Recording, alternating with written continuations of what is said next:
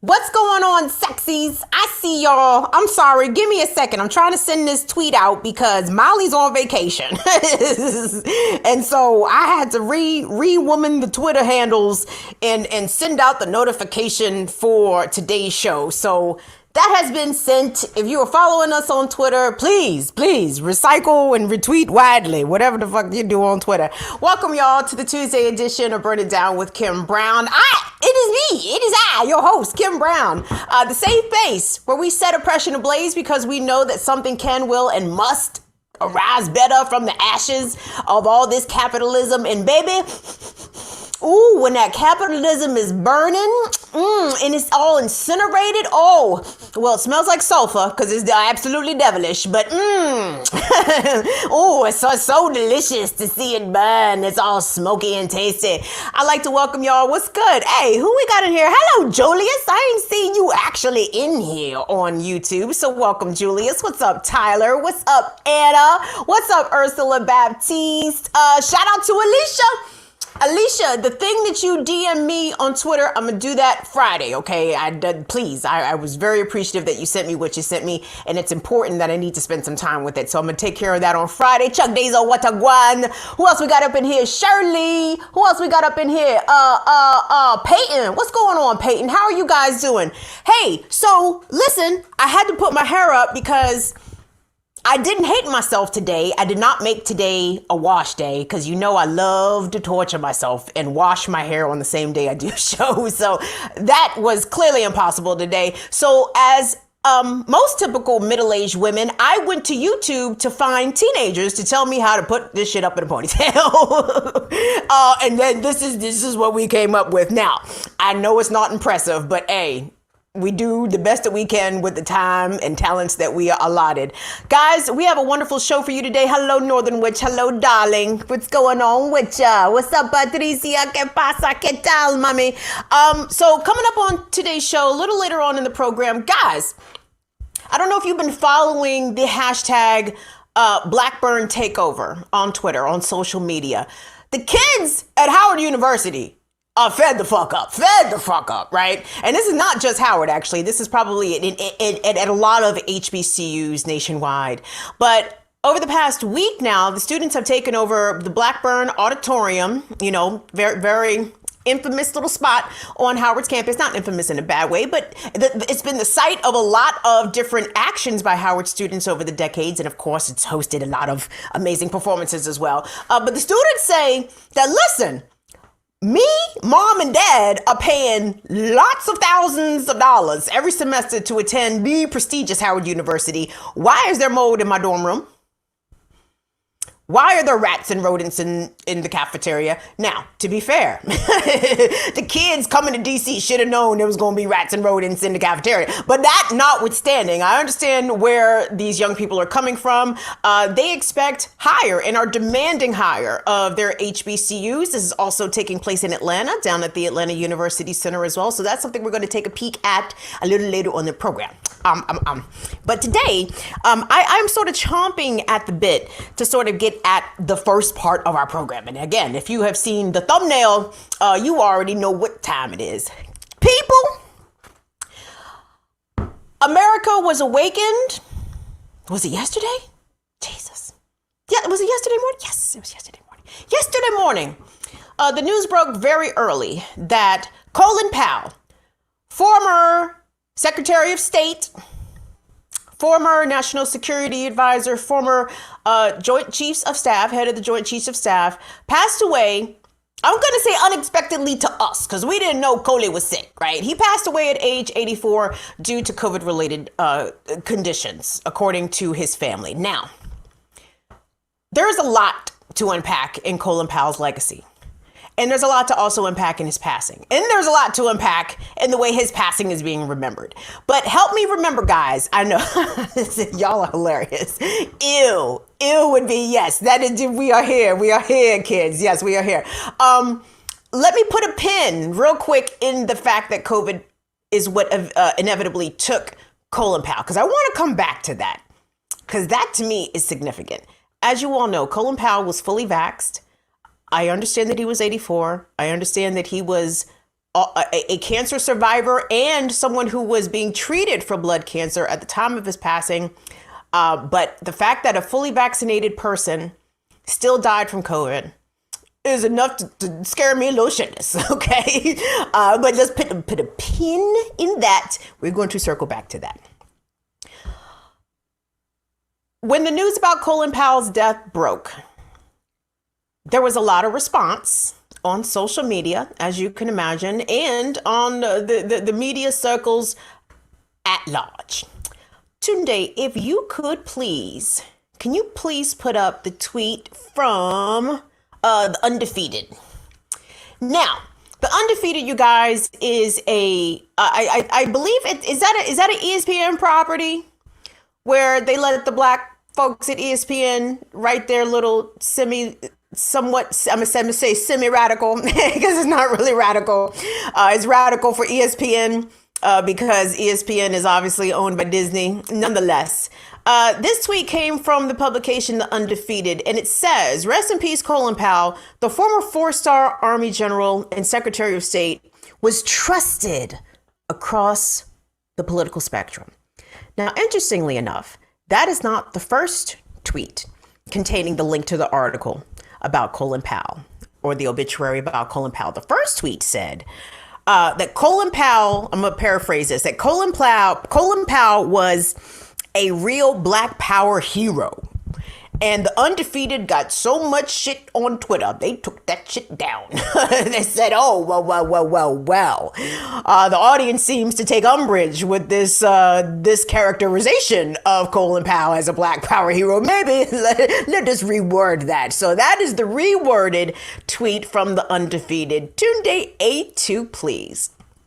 This tweet came from y'all's boy, Barack Obama. Obama tweeted, General Colin Powell understood what was best for this country and tried to bring his own life, career, and public statements in line with that ideal. What's the ideal of that? Hold on. What was the ideal? He understood what was best in this country, did he? Interesting. Obama goes on to say, Michelle and I will always look to him as an example of what America and Americans can and should be. Mighty on brand to you there, Barack Obama. Let's go on to A3 today. Again, bougie Black America is distraught about the loss of Colin Powell. I mean, oh man, just falling out of their little, AME pews. This is from Joy-Ann Reid, MSNBC host. Joy-Ann Reid says that General Colin Powell's death is so shocking and heartbreaking. He had some tough moments around our wars, but fundamentally a good and decent man and a great American we all could be proud of.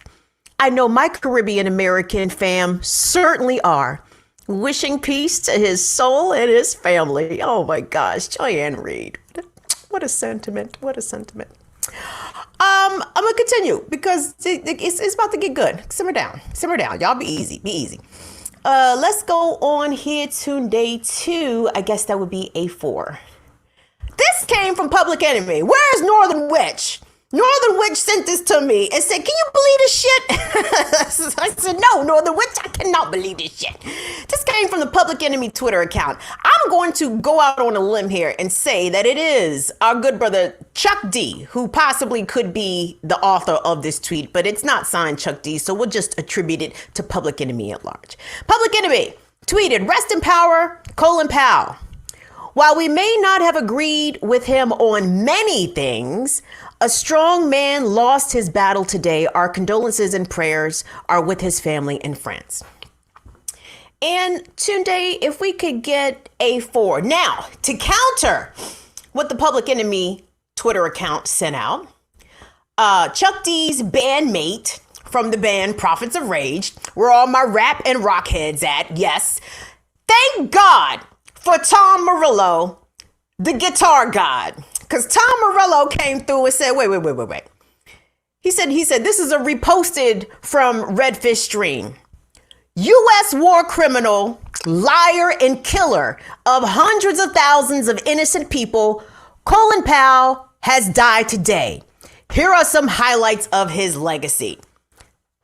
Yes. And then the Redfish Stream people went on to properly annotate some of the highlights, but many of these so-called highlights in Colin Powell's military career are actually lowlights that the mainstream media, the likes of Joy-Ann Reid and MSNBC and CNN, that they don't want to get into because yada yada, though he may have had some mistakes around our wars, yada yada, 1 million Iraqis dead, yada yada, Panama invaded, yada yada, Grenada invaded, yada yada, sat up there and lied to the entire world at the UN Security Council in 2003 about what weapons of mass destruction and biological and chemical weapons that Saddam Hussein allegedly had that were never found.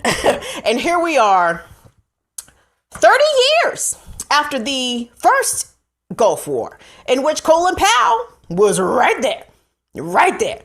And gang, I'm sorry, I don't have any sentimental condolences, sympathies, or none of that shit for war criminals. If you all recall, just a few weeks ago, this world graciously lost Donald Rumsfeld. And what do we do on this here program? Nigga, we celebrated. We turned up. Shit. Is there a reason why a lot of these same folks do not have the same smoke for Colin Powell as they did, say, a Donnie Rumsfeld? Or as they will for Henry Kissinger, or as they ought to have had for George H.W. Bush, and they better have for George W. Bush? When we look at the arc of Colin Powell's military career, beginning to when he was an infantryman in Vietnam, where he did 2 tours in Vietnam. I think he first got sent, 62 or 63? And how Colin Powell ran interference for all the atrocities that were occurring in Vietnam committed by American soldiers, okay? Let's be clear. I mean, I'm too young to actually remember Vietnam. But I remember when I was learning about Vietnam, how confused I was by Vietnam. I'm like, what do you mean America was going over to spread democracy all the way around there? And like, what if the people didn't want democracy? Which they clearly did not, right? Not the American brand of democracy. And Colin Powell helped to cover up, the My Lai massacre, even though from what I was reading and trying to understand, he was not present at that massacre. But let's be clear, that massacre where Vietnamese villages and women and children and lots of people were murdered, gunned down, that was not the only such massacre that happened in Vietnam committed by American soldiers. And let's not even discuss the dropping of all the Agent Orange, all the chemical and biological warfare that Secretary of State Colin Powell was decrying to the United Nations about. Well, that shit was actually being used by American military forces way back in the 60s and 70s. It's shocker, I know. You might be stunned to find out this information. But so early on, his involvement in the Vietnam War and the way that he tried to discredit some of the soldiers who were coming forward about the atrocities that they were ordered to commit, and the piece of shit red flag number 1. That should tell you right there that he was piece of shit being red flag right there. But as he ascended up the ranks, obviously he got to have a very high position. Well, he got to become a 4-star general. He was Reagan's first national security advisor. Then he got promoted to the Joint Chiefs of Staff. Then he ended up doing Secretary of State, right? And let me explain something to you guys. I don't have any pride in watching Black people do the bidding of the oppressor, okay? Like, don't talk to me about Colin Powell being the first Black this or the first Black that. I don't give a fuck. If he got in there and acted like the 50th white, the 50th white, head of the Joint Chiefs, then he was a piece of shit like his 50 predecessors, right? Just because he was the first Black one to do it don't make him special, does not make his actions any less deplorable or any less inhumane. Colin Powell is not a good person. And I know he came across as real, like, soft-spoken and light-skinned and non-threatening. You niggas don't recognize killers when you see them, huh? Y'all don't recognize a killer when you see them. And listen, throughout my entire lifetime, Colin Powell has associated with nothing but the worst actors in American foreign policy and American military intervention. And that has been consistent. Even when he came out and endorsed Obama in 08 and 12, nigga, and Obama killer too. What's your point? I want us to take a look real quick if we could here, y'all, because the first clip I'm going to show you is from 1991. And it is the night that the United States began air attacks on Iraq after Saddam Hussein had allegedly invaded Kuwait. Excuse me. And Colin Powell is the head of the Joint Chiefs at this time in 1991. And he's going to be standing at the podium next to Dick Cheney, who was the Secretary of Defense, right? That's the first clip. Second clip is going to be Coley Cole In 2003, a whole 12 years later, Colin Powell was still beating that war drum, still beating the drum of regime change and military invasion of Iraq 12 years later, even after the Gulf War, the first one had already happened and shut down, and Saddam started talking shit again. And then the Bushes got all in their feelings, and W got up there talking about he tried to kill my daddy, and he did 9/11. Nigga, we knew. Everybody knew that Saddam didn't have shit to do with 9/11. Everybody knew except apparently Colin fucking Powell. But anyway, so the second clip we're going to see is Colin Powell at the UN Security Council, just where he gave this infamous, detailed presentation where he laid out the most illustrious lies, the most grandiose of exaggerations about what Saddam Hussein had, what Saddam Hussein was doing. Them niggas was dry snitching on Saddam, saying Saddam got everything over here. Y'all need to hurry up. And Colin and them was like, yep, we on the way. Yes, absolutely. Let me just go run this bullshit by the UN Security Council. We be right there. So anyway, I want y'all to check this out. I guess this is Tunde. This would be, is this A5? Yeah, so we're going to see Dick Cheney and Colin Powell back in 1991. Two devils standing together. Because again, any nigga that's rubbing shoulders with Dick Cheney is not a nigga that's on the side of freedom. And fuck that nigga. Every day, twice on Sundays, and especially on his death day. And the second clip is going to be Colin Powell tell them all them lies at the UN Security Council. Tune in, let's take a look at that, please.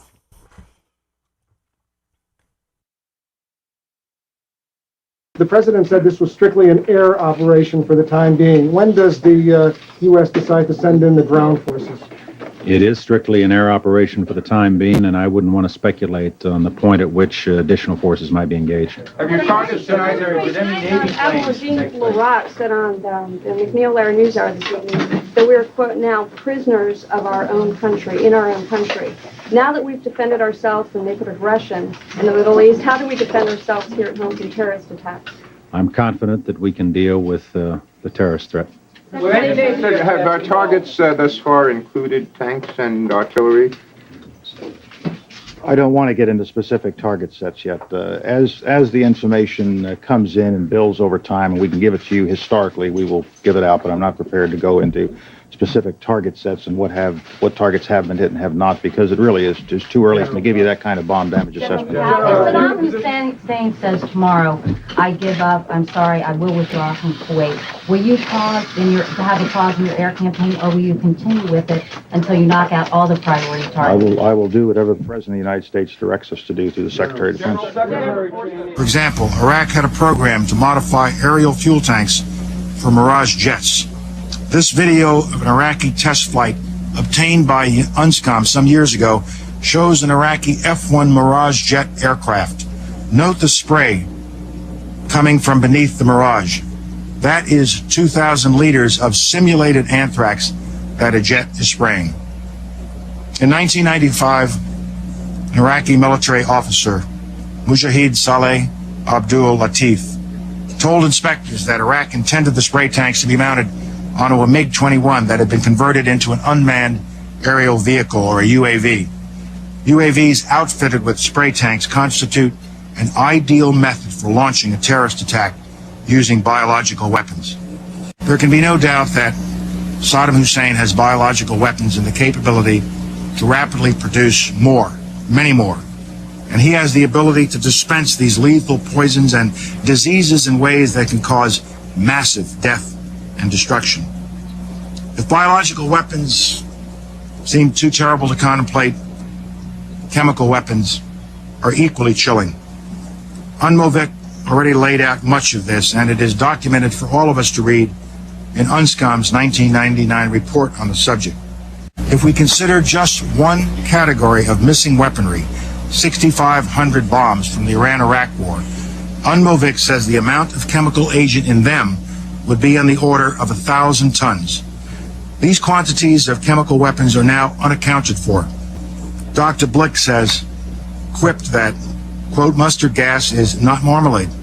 You are supposed to know what you did with it. We believe Saddam Hussein knows what he did with it, and he has not come clean with the international community. We have evidence these weapons existed. What we don't have is evidence from Iraq that they have been destroyed or where they are. That is what.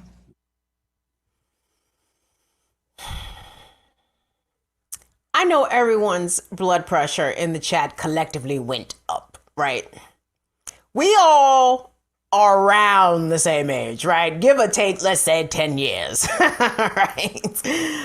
10 years up for me, 10 years down for me is generally the age demographic in which the Birdie Dog Kim Brown chat consists of. And ladies and gentlemen and theys, y'all remember when Coley got up there and started talking that bullshit and it sounded like bullshit at the time? And please, for people who are younger than 30, understand that, first of all, I remember watching that testimony in front of the UN Security Council live. And I was, again, screaming and pulling my hair out because I'm like, who is believing this? There is nothing credible about this. All the pictures and the evidence they sent Colin Powell up there to present to the UN Security Council. It's like, dog, how the fuck is anyone supposed to know any of this shit is what you actually claim it is? Because you're flimsy as hell up here. Your shit is mad paper thin. But I think that was the point. A large part of the country, let me not say large, a significant part of the country, let me say that, understood that the premises being given by the Bush administration for engaging in the second Gulf War in Iraq was flimsy. It was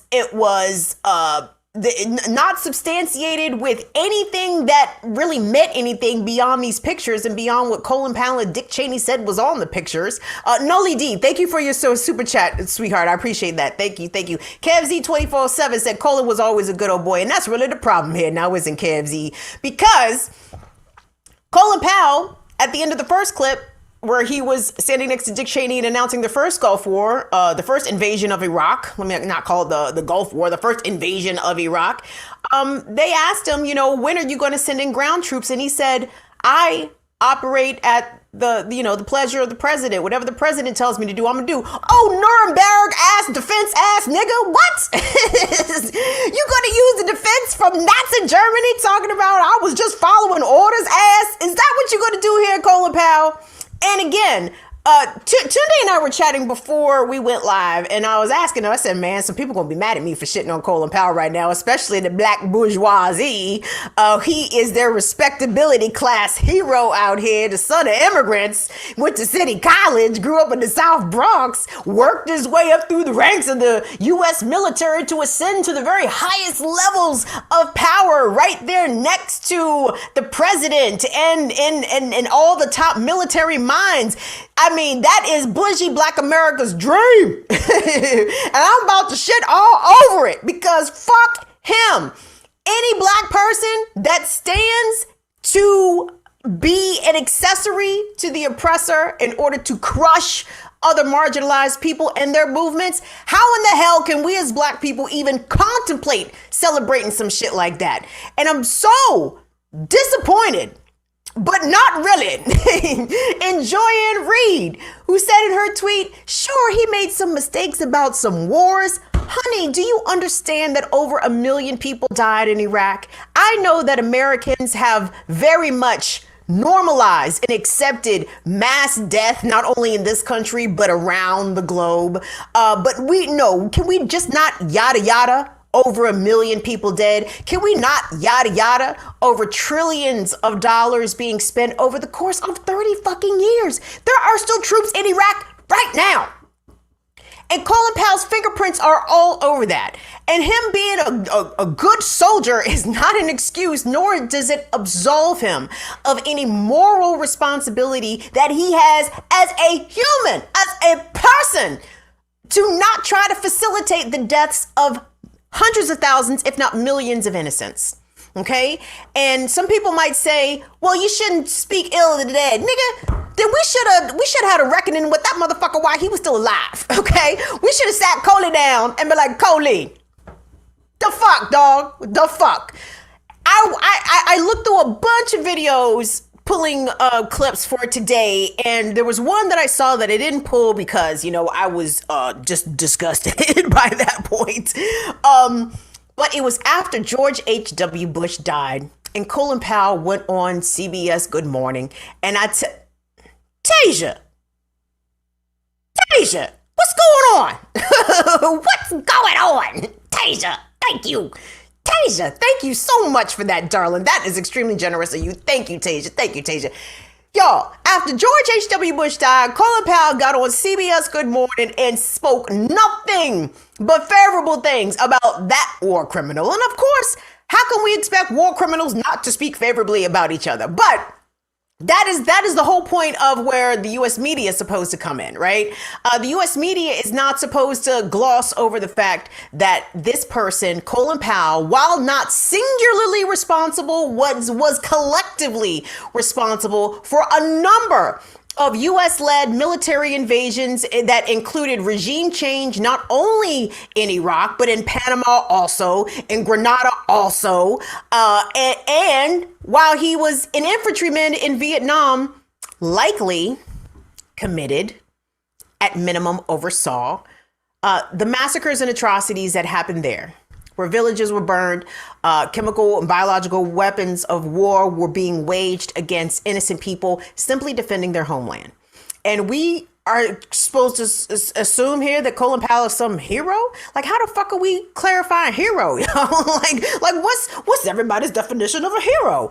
A nigga that take orders from George Bush and George H.W. Bush ain't no hero of mine. But hey, don't believe me. Let's kick it to the experts. Shout out to math activists. Math activists linked me to this clip. And as soon as I saw the clip, well, let me rephrase. Let me set it up. I had not previously seen this clip before math activists showed it to me on Twitter.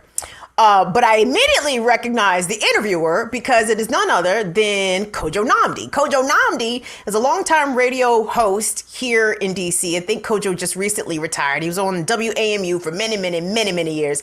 And, you know, I mean, I like Kojo Nnamdi, but, you know, Kojo Nnamdi gives me big, respectable Negro vibes, right? Which was the antithesis of his guest vibe.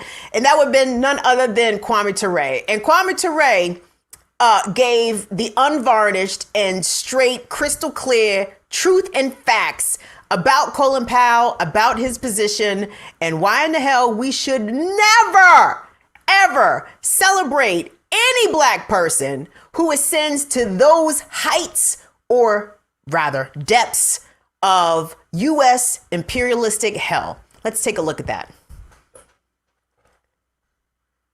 Another dilemma that some people have is with the fact that the chairman of the Joint Chiefs of Staff is a black man, and many of those people look with pride at the fact that groups such as the Tuskegee Airmen and others serve to integrate the armed forces, and that is to merely gain access to officers' clubs and the like, which they weren't allowed to, and they feel that Colin Powell has come about as a result of the efforts of those people. So on the one hand, they feel a certain pride at his accomplishment, and on the other hand, have some questions about his role in the war. What would you say to those people? Well, this is unfortunate because, again, they're not doing serious analysis, just going on the one-liners. You know, the only reason, well, anyway, no African in this country has made individual advancement unless through the effort of mass struggle. And we've had no advancement without bloodshed in mass struggle, whether it be violent or non-violent protest. For example, just to sit in a filthy 5 and 10 cent store, we must shed our blood. To ride a bus, even though we pay like everybody else and sit where we want to sit, we must shed our blood. To get our children into schools where we pay taxes just like everybody else, we must shed our blood. Indeed, just to get the vote, which every immigrant gets once he puts his foot here, we must shed our blood. So we've made no advancement as a people, and no one listening to my voice now can show me one individual advancement we have made as a people without the shedding of our blood. Colin Powell didn't get there because he's a great soldier. He has to be. He's there simply because of the protests led by Dr. Martin Luther King to confuse us. That's the only reason Powell is occupying that seat, because of King. There's a contradiction. You cannot love King and love Powell. Even the Bible says you can't love God and the devil. Colin Powell has said that the military is an excellent way for a black person to advance. I cannot see how anyone can tell me that the best way for one to advance is by being a hired killer. Even I don't see why we have ROTC on campus. We fought to put it off. You mean to tell me the only way we can advance is by being killers and killers of the enemies of American imperialism? Because who do we kill? We don't kill our enemies. Do we go to Azania, South Africa and kill de Klerk? Do we kill the Ku Klux Klan? Do we kill racist policemen? No, we kill Arabs who ain't doing nothing against us. We don't even know them. They've never done anything against us. So it is clear here that Mr. Powell is a liar. Mr. Powell is a traitor to his people, and Mr. Powell is a traitor to humanity, and Mr. Powell accepts that position. That position was made again, and don't you ever forget it, because of Dr. Martin Luther King. If you love King, you can never love Powell.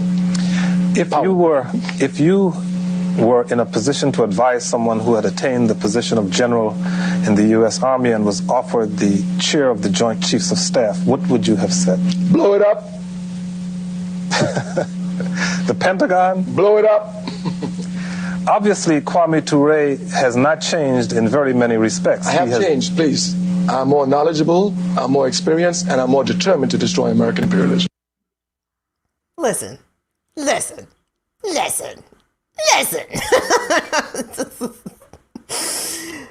All Negroes in the military, listen to what Kwame Ture has directed you to do. It has been a call to action, black folks in the military. Are you listening? Will you heed the call? What more can be said after that? Kwame Ture just filleted Colin Powell 40 years in advance for us, right? That clip traveled in time forward 40 years just so we knew the proper way for us to be able to eulogize Colin Powell. The ideal ascension for black people is not to become a hired killer of the oppressor, right? That ain't it. That ain't it. And I've shared with y'all, about my brother. My brother's gone. But when he joined the military, I was devastated, because that is what I thought was going to happen to him. Like, really? You're going to send this little country black boy around the world, pardon me, you're going to send him to basic training first to teach him how to become a killer, teach him how to use firearms that he otherwise would not ever see or know how to use. So you're going to teach him how to become a mercenary of death, an agent of death, and you're going to send him to a foreign country to kill people who have never personally harmed him or his own people, right? And for Colin Powell to be remembered and lauded by Black America as being this great military mind, can we please be a little bit more strategic and nuanced and analytical about who the fuck his military intelligence was being used against? It wasn't being used against our enemies. Like Kwame just said, he wasn't shooting the police. He wasn't killing the Ku Klux Klan. He wasn't going down to fight the white oppressors in apartheid South Africa. No, they sent Colin Powell to kill America's enemies, right? And America's enemies look like us, or variations of this skin color. No, man, no. And I feel for bougie Black America, especially the boomers, who were so accustomed to never, ever seeing black faces in positions of power. So when the black face, the singular black face, usually at the time, because they can only do one at a time, right? They can't have more than one nigga shining at a time, right? So when that singular black face gets chosen and gets elevated, and ultimately also gets the blame and the responsibility behind the bullshit that comes with being that singular, the first black whatever, bougie Black America and unfortunately older Black America got excited to see that. Like, ooh, look, it's one of us in a position of power. But I'm like, ooh, but what is he doing? he acting just like white folks. Temper your excitement, okay? He is behaving exactly like the oppressors and the colonizers. So how happy are we that Colin Powell, or who was the new nigga, the Department of Defense, Austin? Like, come on, man.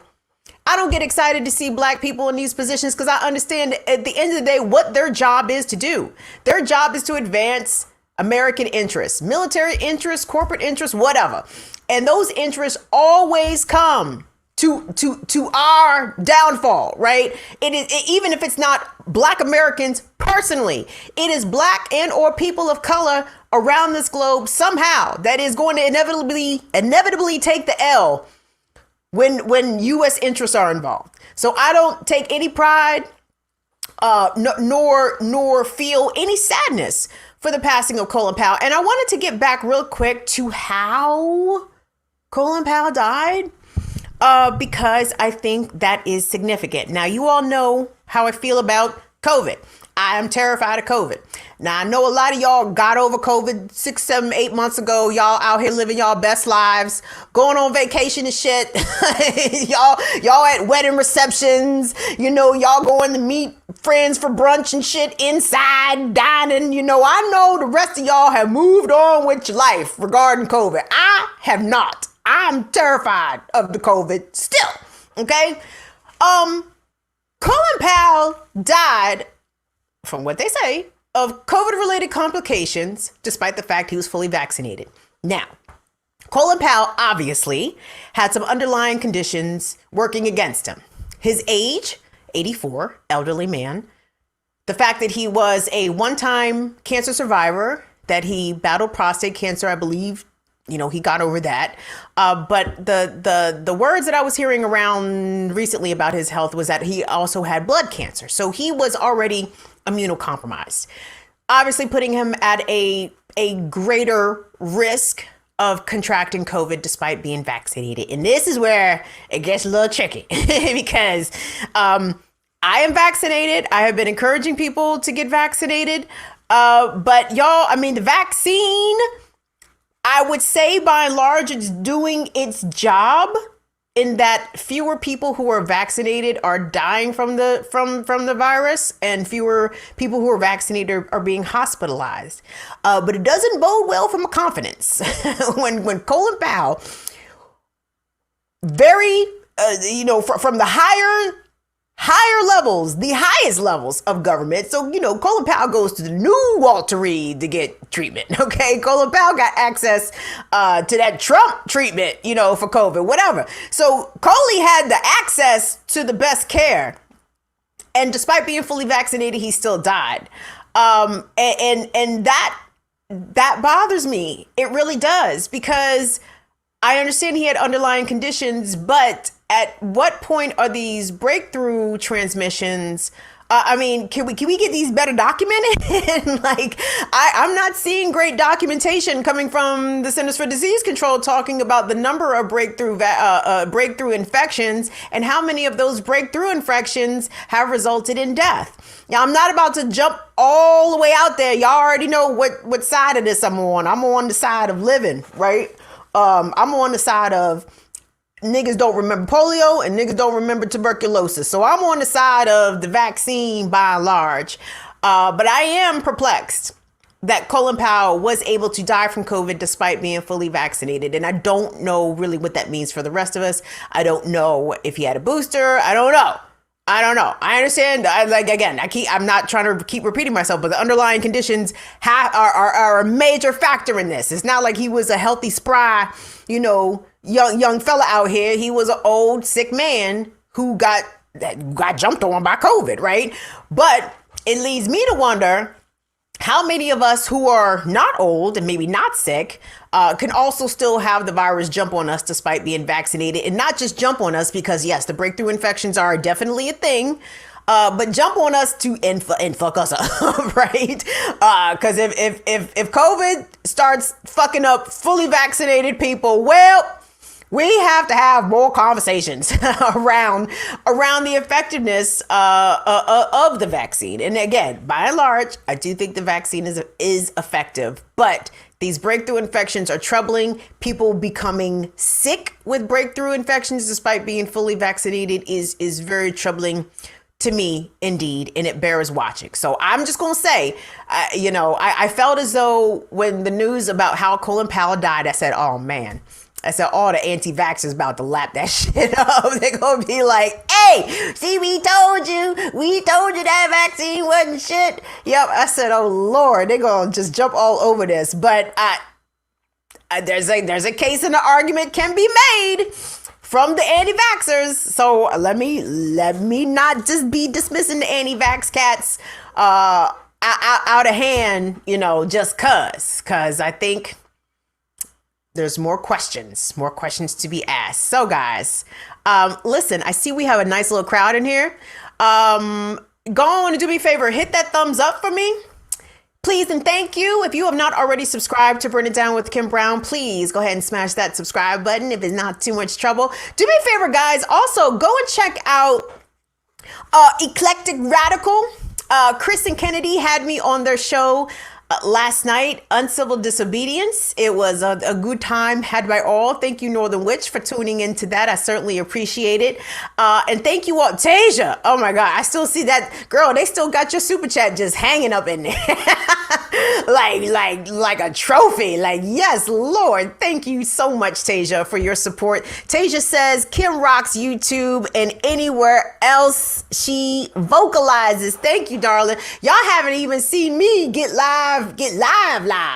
Oh, by the way, let me just ask this as a random thing before we go on to our next segment. So y'all, we are coming up on a year of Burn It Down with Kim Brown. Even though if you go to our About section of our channel, it says that the channel was birthed October of 2020, which is accurate. But we, as in Mitunde Mali and formerly Jean-Vieve, the four of us didn't start working on Burn It Down with Kim Brown until December of 2020. So that is where we are marking our 1 year anniversary. So it's way too late to try to book maybe it's not too late to book a get together, because I know everyone's from literally all over the country. Pookie Wood said he wants a Kim and Kamal show. What's that? What, y'all don't want me and Kalanji to do it together no more? I say we do a KKK show. And we call it Kalanji, Kamal, and Kim. KKK. And YouTube would never approve that shit for a second. What you about to say? Did you say 17 day? What, the KKK show? Yeah. Ooh, shit. That shit, listen, the marketing and branding already writes itself. We could have burning crosses. I mean, shit. I think it would be great. But hold on, back to the 1 year thing. So guys, hold on. Should we meet up? Do y'all want to do an event? What the fuck did the YouTube kids be doing out here? What do they do? They just rent a place and have a DJ and just walk around and look at each other? Or is there an open mic situation? How does this work? Let me know what y'all think about us doing a meet up, an event of some sorts. And I can't even give y'all a date because I have not a clue. Well, one of my friends asked me, they were like, well, where would you want to meet up with your fans at or viewers? I said, Puerto Rico. We have to go to the beach. We can't be sitting around in funky ass DC or funky ass New York. No, nigga, we need to be at the beach, a la playa. You know what I'm saying? Let's go. So would y'all go to Puerto Rico, or is that also big colonizer energy to try to go to Puerto Rico while the pandemic is still going on? I don't know. Leave your thoughts in the chat and or under the comments, because I am interested in trying to at least think in that direction. I would love to meet up with some of y'all in person. I think Courtney, where are you? Are you in North Carolina? I can't remember. Or are you in Texas? And I know Pookie Woods in Texas. I know we got a lot of folks in Portland and in the West Coast. Tony's in St. Louis. So I know Chuck Diesel is local. So I don't know. I don't want to do a digital meetup, Liu Kang. I want to see people's faces. Yeah, that's what a lot of people are saying, or some people are saying in the chat, which is like a digital meetup. So maybe we can do that as like a warm up to. Okay. Well, that's fair. Actual, before we go to Puerto Rico. Meetup. Yeah, exactly. Well, you got fixated on Puerto Rico, so maybe that's the place. But maybe we should just do a meetup, so a lot more people can kind of be involved, and maybe from there we'll figure something out to do in person. But don't y'all want to go to Puerto Rico later? Maybe we go in the spring You before can go to Puerto hurricane Rico season. now. You don't have to wait for the rest of us. That can happen Well, without everybody else. I would love to. Wouldn't y'all like to be in Puerto Rico, man? Anyway, yes. Okay, fine. Digital meetup is what? Who said France? Yes, nigga, France. I'm not traveling out of this hemisphere until this goddamn virus is under way better control than what it is. And again, it's even, big colonizer energy for me to even think about going to Puerto Rico. Like it's really a little disappointing to see some other people out here gallivanting around the Caribbean and shit. Like there's not a big fucking virus out here, but whatever. Okay, we'll figure that out. So let's agree on the digital meetup first, and then we shall from there figure out what our actual IRL meetup is going to be. Patreon virtual meeting, but see, Dr. Claw, not everyone is a patron, and I don't want to exclude our people who are not patrons. Although, guys, perfect opportunity, by the way. Shout out to Empress Poobah, who became a new patron. Thank you to Rose S, who became a new patron. David Silberg, I know you are a new patron. Check your messages. Yes, because we have the special happening on Patreon, patreon.com/BIDWKB, 15% off your annual membership, which means you can get in for the low and support us for an entire year for like $20.14 at the $2 a month tier, or at the $5 a month tier. That comes out to $51 for the year, for the whole fucking year, which is amazing. And shout out to Empress Poobah, who I believe became our first Canadian dollars patron. And yes, thank you, Empress Poobah, for your Canadian dollars. We will gladly take your loonies and your toonies and be very appreciative for it. So thank you for that.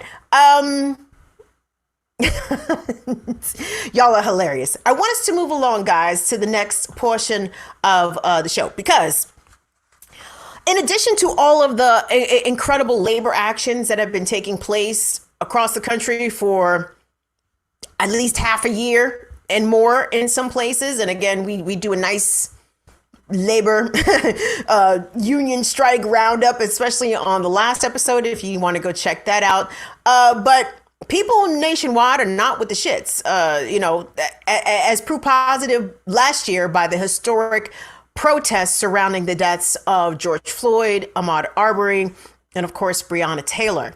But this past week here in DC, at the very prestigious Howard University, the Harvard of black colleges, and they're what they call Howard, the Harvard of HBCUs. Bitch, who the fuck want to be like Harvard? See, that's the problem with these bougie neoliberal niggas right now.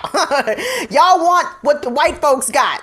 Y'all think that the white man's water is wetter, and it ain't. I mean, it is, but it ain't. It is, but it ain't. So the kids at Howard are fed the fuck up because, as you all know, Howard University is a private institution. And as a result, Howard University charges that private institution tuition. And baby, let me tell you, that out-of-state tuition from Howard is a grip. And you would expect that with the amount of money that kids, I'm sure a lot of them are self-financing their education, and or their parents or guardians who are doing the best they can to help and to supplement. I mean, it's college, so maybe you don't expect, the Taj Mahal, but hopefully you expect there not to be mold in your rooms. You expect for there not to be water leaking onto your items and to your belongings. You expect not to be asked to leave your dorm room that you've paid for, to move out of the dorms while the college tries to finish renovations and finish other improvements for the student body, right? And it's like, dog, it's fucking October. Y'all niggas should have had this shit done weeks ago. Why did y'all let these kids move in here? But anyway, so as a result, Howard students have taken over the Blackburn Theater, right? The Blackburn Theater is on campus. I've been to Blackburn lots of times, and the kids is out there. Now, obviously, this is in the long tradition of Howard University students, honestly, like taking up actions against their own administration and against their own university. Because, you know, despite Howard having this marvelous reputation for being this bastion of blackness, right? They really are, or they really try to be, like a little neoliberal incubator, right? Like when Howard says they want to create and develop the best leaders, yes, they do. And they want them niggas to work on the Hill and turn into little Colin Powells and little Condolingus Rices and all that. So I want us to take a look, guys, at a compilation of videos. These are a compilation of TikTok videos and Twitter videos of the actions that have been happening on the campus for the past several days. And the first one is going to be a TikToker. Oh, no. The first one is actually going to be from Red is Ari, who's an activist here in D.C., who was very, very, very visible during a lot of the stuff that was happening in the streets in D.C. last year. And the second clip is going to be... Oh, I am? Oh, the TikToker. Okay. So the first clip is a TikToker, right? And she's going to sort of detail, and again, for journalism purposes, let me just first and foremost state that I personally have not been able to independently verify any of the claims made by any of the students represented in any of the videos that you were about to see. So I can't say whether or not that these things are for sure happening. However, does my instinct tell me these kids are telling the truth? Yes, it does. So just for journalism disclaimer generalities, I have not been able to verify any of these claims, et cetera, but do I believe the kids? Fucking right. I believe the kids. So the first video is a TikToker from Chandler Robinson. The second one is from Red is Ari. And then the other ones are going to be another one from Red is Ari. But you're going to see basically the way that this protest has grown over the past several days, and you'll really hear a lot of the passion and a lot of the frustration that these students have with the administration. So Tunde, let's take a quick peek at the montage of videos of actions happening on the campus of Howard University over the past several days. Hi everybody, my name is Shayla Robinson. As y'all know, if you follow me, I'm here at Howard University in Tent City at the Blackburn Takeover. And normally, like I said, I don't do this, but it's time to speak up at this point.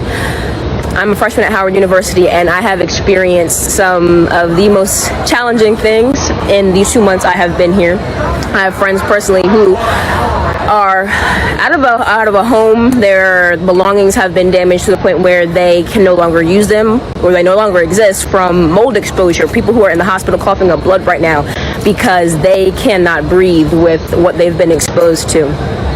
I personally didn't have Wi-Fi for the first month that I was here, and because of that, I am now 5 weeks behind in all of my classes. But this is not something that I can fix alone.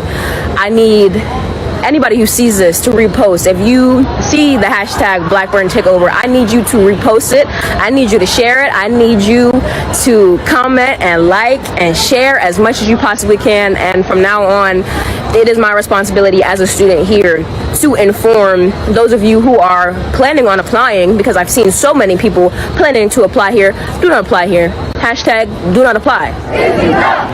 Enough is enough. Enough is enough. Enough is enough. Enough is enough. Enough is enough. Enough is enough. Enough is enough. Enough is enough. And what we are doing in there, we are within our constitutional right to protest. Anybody that is fearing or shying away from doing it, our ancestors bled to put up these institutions. We are literally walking on the yard of our ancestors. We are literally on an HBCU campus for a reason. We are not here just to go to class. We are here to be leaders. We are here to be advocates. We are here to be change makers. If you just want to go to class, take your ass to a PWI, because that really is, we're not here for it. Hell yeah! So what we have to do here is going to represent and influence HBCUs across the nation, because there are so many demands and so many problems that HBCUs face, but they're not even looked at as legitimate. Everyone's trying to compare Howard to Harvard. Nobody want to go to Harvard, no way. Please. So with that being said, yes, we are going to be inside of Blackburn, TBD, until our demands are met. You guys can come inside to see our demands. We're going to be having activities. We're going to be having Know Your Rights training. We're going to make sure we keep us safe. Because who keeps us safe? We keep us safe. Who keeps us safe? We keep us safe. Who keeps us safe? We keep us safe. Who keeps us safe? We keep us safe. Who shut shit down? We shut shit down. Who shut shit down? We shut shit down. Who shut shit down? We shut shit down. Who shut shit down? We shut shit down. Period. I'll see y'all inside. Hell yeah, Fred. Hell yeah, Fred. Yeah! Don't you love that collegiate energy? Don't you just love it? Don't you wish you could put it in a bottle and drink it, or put it in a powder and sniff it, snort it? Yes, the kids are with the shits, okay? And so, like I said, these kids have been, and again, I refer to them as kids from an auntie perspective, right? It's not to diminish them in any way. These are full-ass, grown-ass adults, but they are little adults compared to my auntie ass. So the kids, as they shall be henceforth to refer to as the kids. The kids is with the shits. And the kids have been experiencing some threats from the administration. Now, from what I am able to gather, I don't think that the administration has actually followed through on threats of expulsion.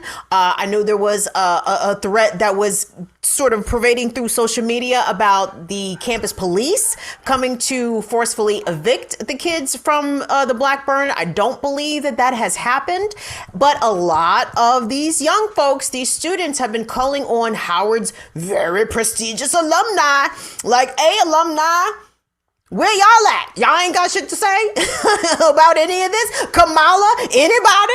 is anybody gonna ski-wee on the situation?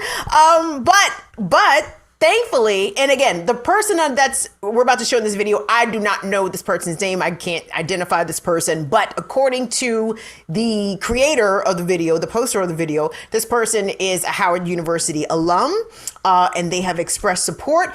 In addition to, guys, the protesters are receiving local support and mutual aid from the DC and DMV community, even that is separate from Howard University. So let's take a look at that clip, please.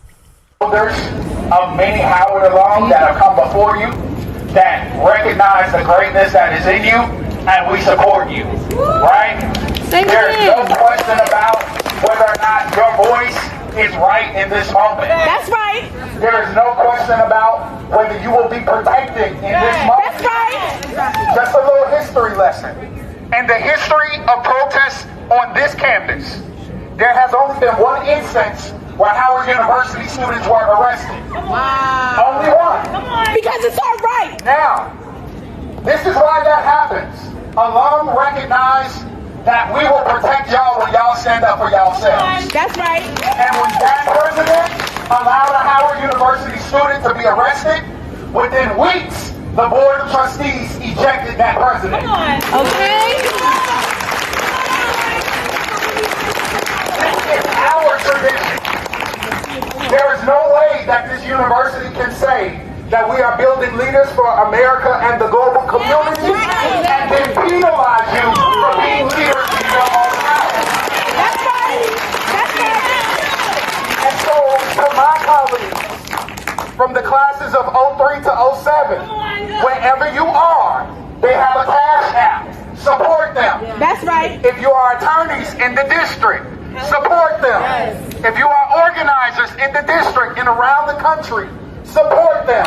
If you are faith leaders, community organizers, support them. Because what they are experiencing, we never had to deal with. My friends served on the Board of Trustees as constituent trustees. Y'all deserve y'all voices to be heard, and we will support y'all. That's right.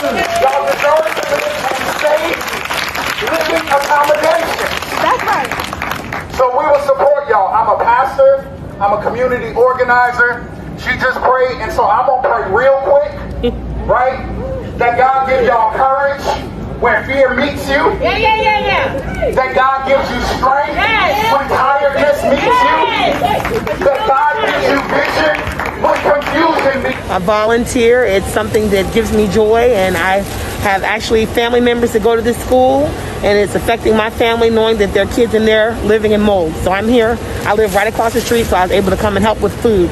And so that's what I did. That's I saw you coming out of your trunk, bringing a lot of food and saying you're coming back. Is that true? Yes, I'll be back in a little while. We got some other people in the ward that help out, Ward 1 Mutual Aid. And so everybody's pulling their resources together to help these kids out. And I'm just doing what I can. I'm not able to do a lot, but I'm able to do a little bit of running. So I'm doing. Is there anything you'd like to add? Thanks for everybody and anybody who can come out and help these kids out. They shouldn't have to be paying $50,000, $60,000 a year and living in mold. Okay? We need help. We need backup. Thank you so much. Thank you. Appreciate it. And of course, you guys recognize that voice from that last video. The camera person, of course, that was justice journalist Chuck Modiano, friend of the show.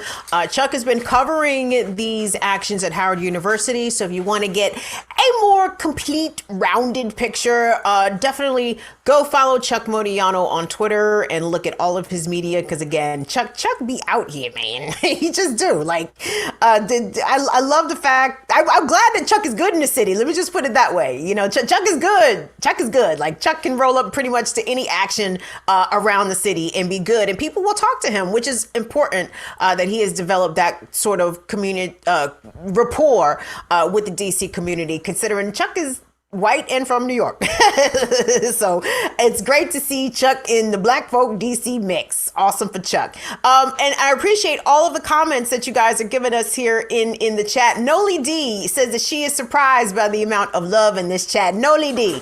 Now, I know you be other places, and that's fine. And we love to see you up in here, Noli D. But listen, the Burn It Down with Kim Brown chat be rocking, y'all. It just be rocking. It just be rocking. So thank you. Of course, Radical Leftist Agenda, Vesper X. What's going on, baby? So happy to see you all. So yes, do what you can to support the Howard students. Today, do me a favor. Can you pop up B3 for me, please? This demonstration, this multi-day action that has been happening, hashtag Blackburn Takeover, has inspired actually other students at HBCUs to also take up action and try to hold their own administrations to task. Down in Atlanta, the kids who attend the AUC, the Atlanta University Coalition, whatever the fuck the AUC stand for, but y'all know Spelman, Morehouse, Morris Brown, Clark, Atlanta. They are doing action at their campus meeting place as well. I believe it's one of the churches a church that's at the AUC, demanding that they need better housing. A lot of students from Spelman have had to move off campus because of negligible conditions inside the dorms at Spelman. That has been an ongoing problem. And again, you know, HBCUs generally suffer from chronic, systemic, deliberate underfunding. That's part of what's asked in the Build Back Better program that Joe Biden is getting his shit tore apart on. That, you know, HBCUs were owed multi-billions of dollars. And tragically, I think that could be one of the first things that goes on the cutting floor, of course. Of course. When Democrats ever get the opportunity to fuck people over and the Republicans are like, now y'all are spending too much money. Well, what do we have in here allotted for niggas? Okay, college, let's scratch that off. Healthcare for niggas. Nope, get rid of that. Let's see, safety for niggas. Nope, we will just cut all that. Yes. There you go. John Coister, thank you, John. John says, love you, Kim, and Noli too. Yes, thank you, John Coister. Thank you, Noli D. I'm so happy that you guys are here. Thank you guys for doing what y'all can to spread the word. I appreciate y'all joining us today. Let's call it a day, shall we? Gang, that's the program. That's it. That's the show. Do me a favor. Come hang out with me tomorrow morning on Black Power Media for the Remix Morning Show, starting at 8 a.m. Eastern Standard Time. It's always a good time had by all. Reverend Dr. Jared Ball, Mr. I Mix What I Like, is the host, along with Kalonji Changa, along with Kamal Franklin. Jackie Lukman is on vacation. If you guys are following at Lukman Nation on Twitter, Jackie is in Colombia. She's in Cali, Colombia, enjoying her best her best life. Obviously, you all know Jackie deserves this time in Columbia. So Jackie may not be with us tomorrow, but of course you can come hang out with me, Kamal, Kalanji, Jared, and the Ear Doctor for a good time had by all for the Remix Morning Show. We spin the globe. We do all kinds of shit. It's real. it's extra nigritude up in there. And I love it. I love it. And I know I love y'all because y'all know when the men folk get out of line, who will snatch him up? Y'all know who it is, me. So y'all come out, hang out with me tomorrow for the Remix Morning Show over on Black Power Media. Otherwise, we will see you right back here Friday, 5 p.m. for Burning Down with Kim Brown on behalf of Tunde and Male. We'd like to thank you all for coming to hang out. Don't forget, per Colin Powell, COVID is still out here jumping on people. I don't want it to jump on you. Please behave accordingly. Do what you got to do, y'all. This shit ain't over. So be safe, be easy, be careful. See y'all later. Bye-bye.